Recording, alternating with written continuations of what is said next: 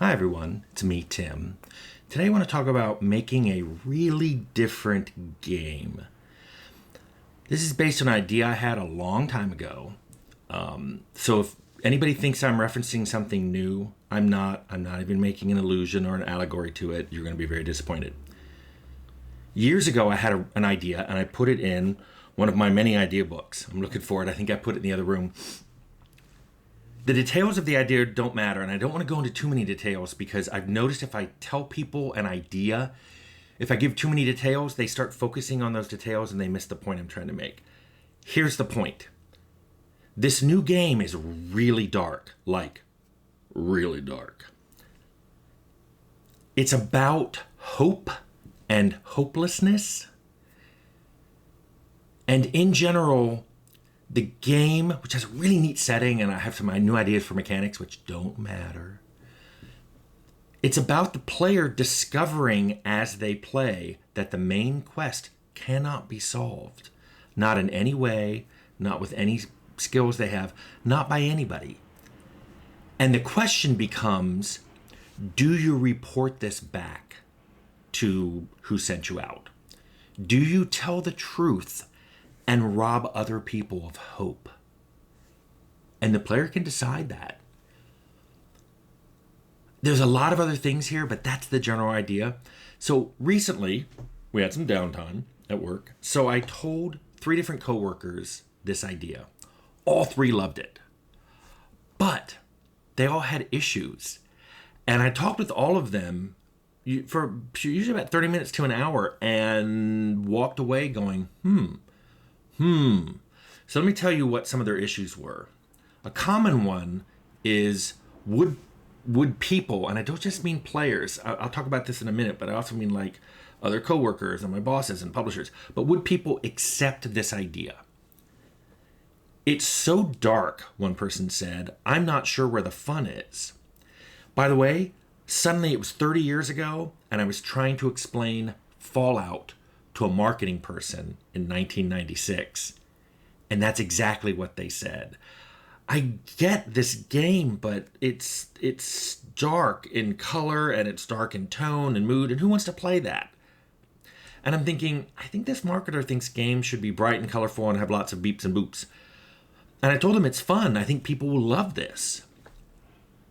So I kind of said the same thing here. It's like, I know this sounds dark, but I think people will want something like this. And then several of them said, well, why would anyone even play it? If the main quest can't be completed, why would you even play? And then I said, hey, if you watch Next Generation, Data wanted to be human, and on multiple occasions said, I may not ever reach that goal, but the journey is what's important. And I said, that's what this game would be about. You do a lot of cool things on your way to solve that main quest. The fact that you can't achieve the main quest, it's sad. In fact, it's the destroyer of hope, I think I wrote down. But everything else you did was great, and people don't need to know what you learn at the end of the game. One person I told to said, Tim, I watch all of your videos. And when you did the thing on generative AI that a lot of people came down hard on you on, you were describing holodecks and replicators from TNG, but you never referenced that. And many people in the comments said, I hate this future you're describing. It's dystopian. Who would want to have new chapters or episodes made of a book or TV show that they liked? Who would want their house to make everything they wanted so they wouldn't have to go anywhere? And she said, you just described TNG. People, on multiple occasions, had different characters create holodeck scenarios. They had, the Sherlock Holmes stuff came up a lot. Picard liked going into some detective show. And of course, yeah, they show ones that often something went wrong because that's the drama. But she said, remember the one where Geordi recreated Risa for a date?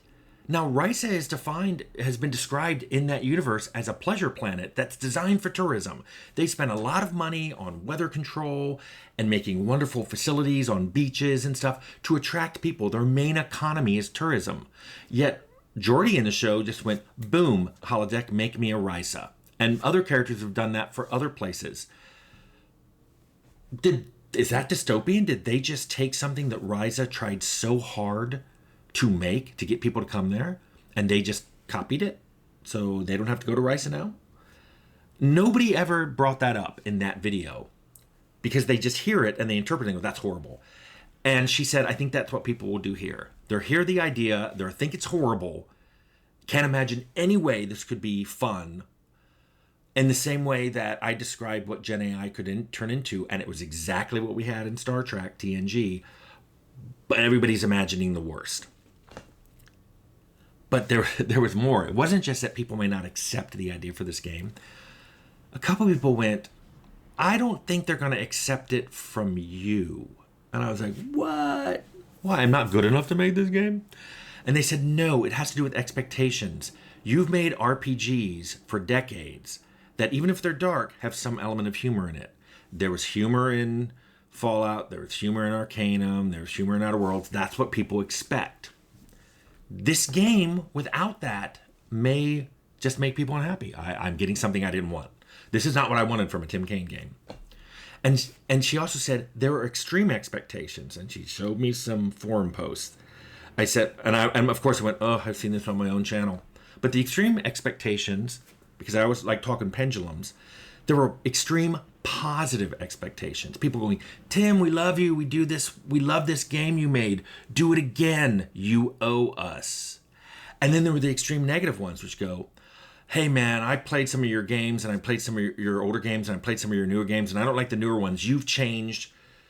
Don't make any more games. You've changed too much. Which, by the way, she laughed at that, and some friends of mine had laughed at that because there were some comments like that on my channel, because they're like, you're the least changed person I've ever met. You're exactly like you used to be. But she said, this is my point. This is very you, but it's not the you that gamers know. And so, therefore they may not accept it. And she went on to say it's not just going to be gamers. There are probably some coworkers here who, if you told this to, would be like, oh, I don't know. I'm surprised you're pitching something like that. I have bosses who probably go, no, just do this other thing again. And then publishers would be the same way. They would just be like, this is not what we want from a game from you, which means I may not be able to do something because of the source of the idea. The idea will be discounted. Speaking of that, here's a perfect example. When I made Arcanum, a lot of people loved it, especially if they like Fallout. Like, this is really cool. You can tell it's made by the guys who made Fallout. It's really cool because it's a Tolkien world in the Industrial Revolution. Oh, there's so many things that you can do with that. And it's fun activities and fun quests and storylines. But I remember having a discussion with someone going, what if Tolkien had written an Arcanum-like book? What if Tolkien wrote Lord of the Rings 1,000 years later, and there was an industrial revolution? The elves were gone because they all went into the West, but there were humans. Maybe there were some dwarves around. Definitely hobbits and trolls and orcs. What would they all do in that world, in that Tolkien world? And if he wrote something which is very similar to Arcanum, would readers who loved The Hobbit and Lord of the Rings and the Silmarillion, would they accept that book from Tolkien? And I've been told by a few people, I bet the very same people who loved Arcanum would not accept that book from Tolkien, which is an example of, it's not the idea, it's where the idea is coming from. It's expectations. And let me just tell you, I've been chewing on this now for weeks because it kind of bugged me.